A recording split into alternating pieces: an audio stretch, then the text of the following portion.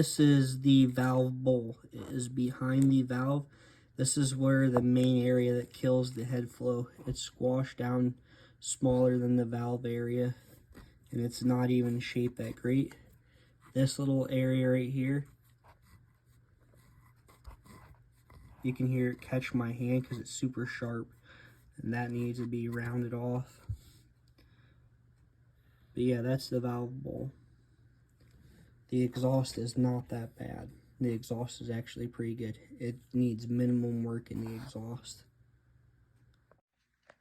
And when I say the cam cap assembly is different from the Accord from the Type R, it's this whole, all these cam cap assemblies, and this whole section right here is the main difference of why it's different.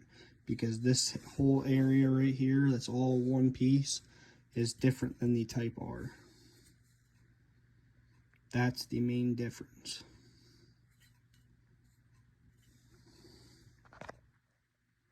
And this is the high pressure fuel pump mounting location.